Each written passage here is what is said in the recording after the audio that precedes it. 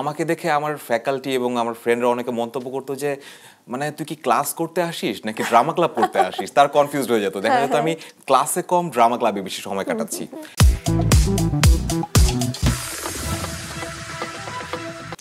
দর্শক, শুরু করছি আড্ডাবাজি। আজ আমরা বিনোদন সারাদিন স্টুডিওতে আমন্ত্রণ জানিয়েছে একজন ভীষণ মেধাবী অভিনেতাকে। তার নাম সাইম বিন মুজিব। এই তো সেদিন তার প্রথম অভিনীত চলচ্চিত্র শঙ্খ দাশগুপ্ত পরিচালিত প্রিয় মালতী মুক্তি পেল। আর সেই সিনেমায় সুধীর চরিত্রে সাবলীল অভিনয়ের জন্য শ্রেষ্ঠ নবাগত অভিনয় শিল্পীর মেরিল প্রথম আলো তারকা জরিপে প্রাথমিক মনোনয়নও পেয়ে গেছেন তিনি। জাতীয় চলচ্চিত্র পুরস্কার বিজয়ী গুণী অভিনেতা নাসিরুদ্দিন খান প্রিয় মালতী দেখে মন্তব্য করেছেন, এই সিনেমার অলংকার রিজভী রিজু এবং সাইম বিন মুজিব। এর আগে আমরা রিজভী রিজুর সাথে তো আড্ডা দিয়েছি, আর আজ কথা বলবো সুধীরের সাথে, মানে সাইম বিন মুজিবের সাথে। চলুন দর্শক, আড্ডায় ডুব দিই। কেমন আছেন? এই তো বেশ ভালো। সো ফিডব্যাক কেমন পাচ্ছেন? প্রথম অভিনীত চলচ্চিত্র বড় পর্দায় মুক্তি পেয়েছে। ফিডব্যাক খুবই ভালো, মানে যেটা প্রত্যাশা করেছি তার চেয়ে বেশি ভালো ফিডব্যাক পাচ্ছি। সিনেমা নিয়ে তো একটা প্রত্যাশা ছিলই যে সিনেমাটার গল্প অনেক ভালো, মেকিং অনেক ভালো, স্টোরি টেলিং অনেক ভালো, সিনেমাটা দর্শকদের ভালো লাগবে এতে কোনো সন্দেহ ছিল না। কিন্তু আমার জায়গাটা একটু সংশয় ছিল যে আমাকে কিভাবে নিবে দর্শক। তো ওই জায়গাটাতে প্রত্যাশার চেয়ে বেশি পাচ্ছি, এটা খুবই আনন্দের ব্যাপার। আর অবশ্যই সাথে আনন্দের আরও একটা বিষয় নিশ্চয়ই এটাই যে প্রথম চলচ্চিত্রে অভিনয় করেছেন এবং জানিয়ে বেশ আলোচনা তো হচ্ছে, পাশাপাশি মেরিল প্রথম আলো পুরস্কারের প্রাথমিক মনোনয়নে জায়গা করে নিয়েছেন। নিজের নামটা দেখে কেমন লাগছে? এটা খুবই আনন্দের, এটা একদমই আনএক্সপেক্টেড ছিল। কারণ আমি যখন অভিনয় করছি তখন তো শুধু অভিনয়টা নিয়ে মাথায় ছিল, তো কোনো অ্যাওয়ার্ড বা মনোনয়ন এই জিনিসটা নিয়ে ভাবা হয় নাই। আর প্রথম চলচ্চিত্রেই নজরে পড়ে যাব বা মনোনয়ন পাবো, প্রাথমিক মনোনয়ন, এটা আসলে আমি আশাই করিনি। এটা অবভিয়াসলি খুবই আনন্দের একটা ব্যাপার। নিঃসন্দেহে প্রচুর প্রশংসা তো পাচ্ছেন, কিন্তু বিশেষ একজনের কথা বলতেই চাই। গুণী অভিনেতা নাসিরুদ্দিন খান তো প্রিয় মালতী সিনেমা দেখে মানে সুধীর চরিত্রকে এবং আপনাকে এই সিনেমার অলংকার বলে অভিহিত করেছেন। কেমন লাগছে এটা শুনে? এটা বিশাল বড় একটা পাওয়া। নাসির ভাই যখন মানে কাউকে নিয়ে এরকম বলছে, তিনি সেটা অনেকভাবে মূল্যায়ন করেই বলছে এবং তিনি সেটা ফিল করেই বলছে। তো এই জিনিসটা, এই কমেন্টটা পাওয়া একটা অনেক বড় ব্যাপার আমার জন্য। এবং এই চলচ্চিত্রটাতে সবাই খুবই ভালো অভিনয় করেছে এবং সবাই খুবই সাবলীল ছিল, এবং সেটার সাথে খাপ খাইয়ে আমি যে কাজ করতে পেরেছি এবং নাসির ভাইয়ের মতো গুণী মানুষের চোখে পড়তে পেরেছি, এটা একটা বিশাল ব্যাপার আমার জন্য। এবার একটু আপনার গল্প শুনতে চাই, কারণ আমি জানি যে আপনার পৈতৃক বাড়ি টাঙ্গাইলে হলেও বড় হয়েছেন রাজশাহীতে। তো ওখানে কোন স্কুল কলেজে পড়েছেন, কেমন ছিল সেই দিনগুলো একটু শুনবো। রাজশাহী একটা আবেগের জায়গা, মানে আমার শৈশব কৈশোর ওখানে, বেড়ে ওঠা ওখানে, মানে যে কারোরই মানে বেড়ে ওঠার জায়গাটা তার জীবনে অন্যতম একটা সুখের এবং আনন্দের একটা স্মৃতি থাকে। তো আমার বেলাও তাই, আমি ওখানে পড়েছি রাজশাহী কলেজিয়েট স্কুলে। এরপরে হচ্ছে কলেজ ছিল আমার ঢাকায়। তো আমার রাজশাহীর জীবনটা ছিল মানে ওখানে আমার সবকিছু প্রথম বলা যায়। প্রথম সাঁতার শেখা, প্রথম সাইকেল চালানো, প্রথম বন্ধু, প্রথম স্কুল পালানো, মানে এভরিথিং, সবকিছু প্রথম। তো এরপরে লাইফে যা এসেছে সব দ্বিতীয় তৃতীয়। তো রাজশাহী স্পেশাল জায়গা আমার জন্য। তা তো বটে, কিন্তু তারপরে যদি আমরা ভার্সিটির গল্পে আসি, এআইইউবিতে ট্রিপলিতে পড়েছেন। এই যে পরে আপনাকে এই যে অভিনেতা হিসেবে আমরা দেখছি, সেখানে পড়াশোনার জায়গা হিসেবে কেন আপনি ট্রিপলিকেই বেছে নিলেন? আমি যখন এআইবিতে পড়তাম তখন আমার ক্লাসের পাশাপাশি আমি এক জায়গায় কাজ করতাম, সেটা হচ্ছে এআইবি ড্রামা ক্লাব, ভার্সিটির একটা সংগঠন। তো আমাকে দেখে আমার ফ্যাকাল্টি এবং আমার ফ্রেন্ডরা অনেকে মন্তব্য করতো যে মানে তুই কি ক্লাস করতে আসিস নাকি ড্রামা ক্লাব করতে আসিস, তার কনফিউজড হয়ে যেত। দেখা যেত আমি ক্লাসে কম ড্রামা ক্লাবে বেশি সময় কাটাচ্ছি। এই যে মানে অভিনয় এবং মঞ্চের প্রতি একটা নেশা তৈরি হয়ে গেল, মানে সেটা ওই ভার্সিটি থেকেই। আচ্ছা। তো এরপরে ভার্সিটি থেকে বের হয়ে দেখা গেল যে আমি ইঞ্জিনিয়ারিং এর দিকে আর যাইনি, আমি পুরোপুরি অভিনয়ের দিকে চলে গেলাম এবং চেষ্টা করলাম অভিনয়ের সাথে থাকতে। পাশাপাশি তো জব তো করতে হয় সার্ভাইভ করার জন্য, তো জব করছি, পাশাপাশি অভিনয় করার চেষ্টা। একটু প্রাচ্যনাটের গল্প শুনতে চাই, কোন ব্যাচে ভর্তি হয়েছিলেন? আমি প্রাচ্যনাটের 35তম ব্যাচের স্টুডেন্ট ছিলাম এবং তার পরপরই প্রাচ্যনাটে আমি যুক্ত হই মূল দলের সাথে। এটা হচ্ছে 2018 সালে। এরপর থেকে প্রাচ্যনাটের সাথে পথ চলা, দীর্ঘ প্রায় অর্ধযুগের জায়গা। হ্যাঁ, প্রায় 6 বছর হয়ে গেল এরকম। এবং সেখানকার খুবই জনপ্রিয় একটা প্রোডাকশন খোয়াবনামাতে মানে নিয়মিত অভিনয় করছেন প্রধান চরিত্রে। একটু জানতে চাই যে একজন অভিনেতা হিসেবে প্রাচ্যনাট্য আপনাকে আসলে কতটা ঋদ্ধ করেছে বা সমৃদ্ধ করেছে? অনেক অনেক, মানে এটা আমি বলে শেষ করতে পারবো না। আমার আমি যখন ওই যে আমি এআইবি ড্রামা ক্লাবের কথা বলছিলাম, এরপর আমার একটা অভিনয় একটা গ্যাপ ছিল, মানে মঞ্চে গ্যাপ ছিল। তো আমি আমার জবে সেটেল হওয়ার পরে আমি প্রাচ্যনাটে থিয়েটারের ক্ষুধা, আমি আবার প্রাচ্যনাটে ঢুকে গেলাম যে আমার থিয়েটার লাগবেই। তো এরপরে যে আবার নিজেকে আবার নার্চার করার যে সুযোগটা, এটা প্রাচ্যনাট করে দিয়েছে। এবং প্রাচ্যনাট মানে এই জায়গাটা খুব হেল্পফুল। ওখানকার ওয়ার্কশপ, ওখানকার যারা সিনিয়র আছে তাদের উপদেশ সবকিছু মিলিয়ে আমি নিজেকে আবার তৈরি করে নেওয়ার একটা সুযোগ পেয়েছি। তো ওই দ্বিতীয় শুরুটা, থিয়েটারের দ্বিতীয় ইনিংসটা আমাকে এই ভিজুয়ালে আসতে এবং ভিজুয়ালে কাজ করতে অনেক বেশি হেল্প করেছে। এবং দেখা গেছে যে আমি এই যে বলে না যে মরিচা পড়ে যাওয়ার পরে আবার একটা ধার দেওয়া নেওয়া, ওইটা আমার প্রাচ্যনাটে হয়েছে। এবং আমি খোয়াবনামার ব্যাপারে যদি বলি, খোয়াবনামা আমি খুবই সৌভাগ্যবান বলবো যে আমি একদমই নতুন ছিলাম প্রাচ্যনাটে, এবং আমাদের ব্যাচে আমরা ঢোকার পরপরই খোয়াবনামা নাটকটিতে কাজ শুরু হয়। তখন ইমন ভাই, কাজী তৌফিকুল ইসলাম ইমন, উনি আমাকে খোয়াবনামার যে অডিশন হয় এবং ওখান থেকে আমাকে তমিজের বাপ ক্যারেক্টারটি দেয়। আমি কিন্তু তমিজের বাপের জন্য অডিশনই দেই নাই, আমি এক্সপেক্টই করি না যে এত বড় একটা ক্যারেক্টার পাবো। আমি আশেপাশে বেশ কিছু ছোট ক্যারেক্টারগুলো, ঠিক আছে ওটা পেলে ভালো, ওটা পেলে ভালো হয়, ওটা ট্রাই করছি। কিন্তু পরে আমি দেখি আমাকে তমিজের বাপের জন্য রিহার্সাল করাচ্ছে। তো আমি রিয়েলি গ্রেটফুল যে আমার উপরে আস্থা রেখেছিলেন উনি, এবং হোপফুলি আমি গত 5-6 বছর এটার প্রতিদান দিয়ে আসতে পারছি। এবং সেই প্রসঙ্গে আসবো, অন স্ক্রিন অ্যাক্টিং এ আপনাকে আমরা আসলে দেখতে পেয়েছি শঙ্খ দাশগুপ্তের গুটি ওয়েব সিরিজে। সেখানে কাজের অভিজ্ঞতাটা একটু শুনবো, যেহেতু ওনার সাথে প্রথম কাজ ছিল আপনার এটা। এখানে কাজের অভিজ্ঞতা মানে পুরো অভিজ্ঞতা হচ্ছে বুক ডিপ অভিজ্ঞতা। হ্যাঁ, কারণ এটা হচ্ছে প্রথম হচ্ছে একটা সবসময় একটা নার্ভাসনেস কাজ করছিল। কিন্তু আমি শঙ্খদাকে মানে ধন্যবাদ দিতে চাই যে উনি আমার উপর আস্থা রেখেছিলেন। এবং গুটিতে জাস্ট একটা আড্ডায় উনি আমাকে বলে, তুই কি এটা কাজ করবি, এখানে একটা ক্যারেক্টার আছে। আমি বললাম, হ্যাঁ দাদা অবশ্যই এটা আমি করতে চাই, ওয়াই নট। হ্যাঁ, তারপরে এবং এইভাবে সুযোগ পাওয়া, এবং দাদা আমাকে ক্যারেক্টারটা যেভাবে বুঝিয়েছে এবং সেভাবে আমি দেওয়ার চেষ্টা করেছি। এবং গুটির সেটে আমি খুবই এনজয় করেছি। নাসির ভাই ছিল আমার কো অ্যাক্টর, এবং বাঁধন আপু ছিল।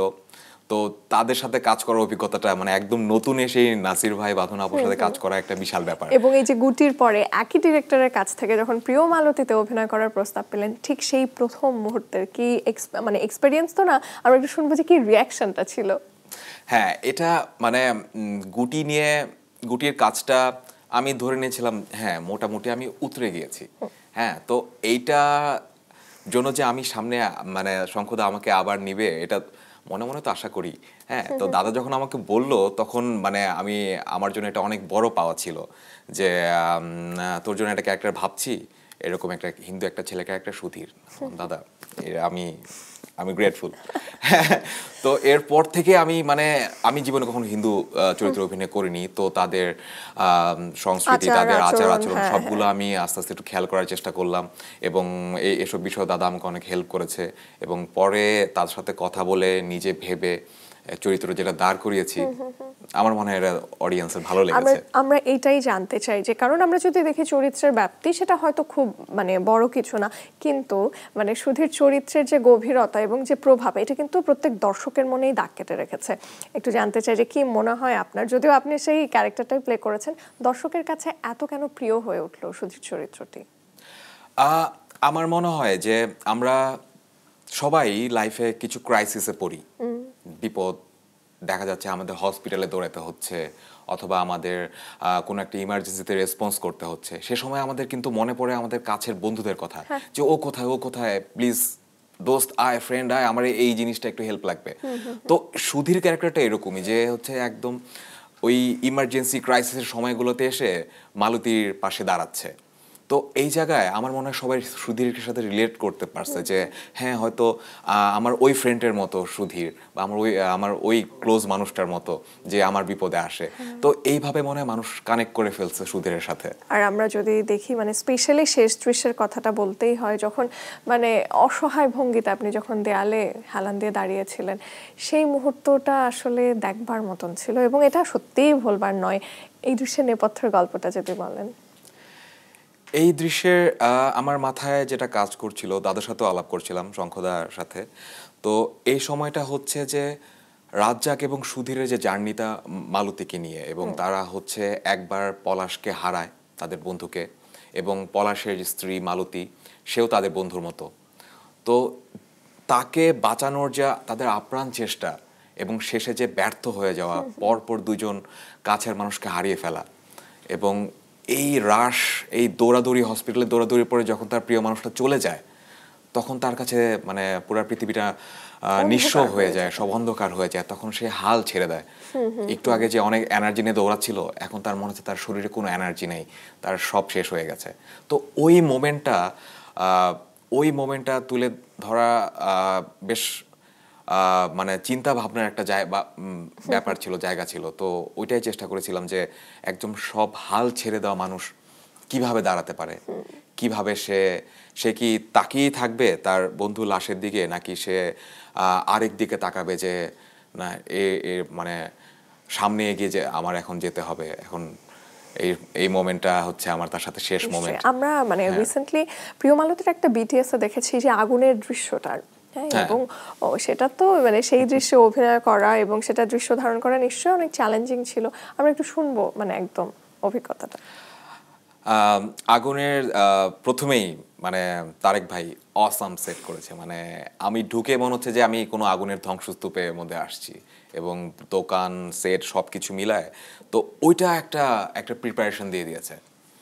তো দাদার সাথে কথা হচ্ছিল যে দাদা মানে এরকম একটা সেটে পারফর্ম করতে পারো, একটা বিশাল ব্যাপার।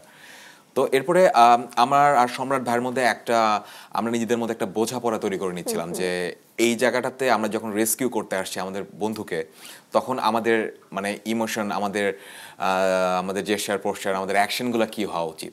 তো আমি খুব লাকি যে আমাদের খুব ভালো একটা সিঙ্ক হয়েছে সম্রাট ভাইয়ের সাথে ওই সময় আমার পলাশ উদ্ধার করার সিনে।